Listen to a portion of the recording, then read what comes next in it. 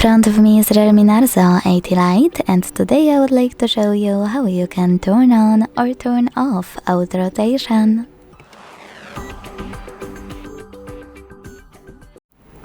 Begin by going into Tab menu and looking for Auto Rotate shortcut. When you find it, click on it.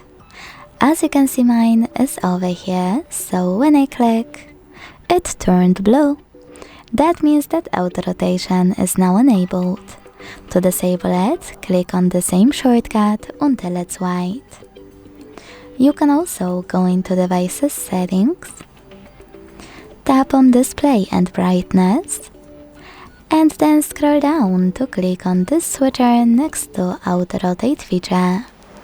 This way you can switch it on or off from here.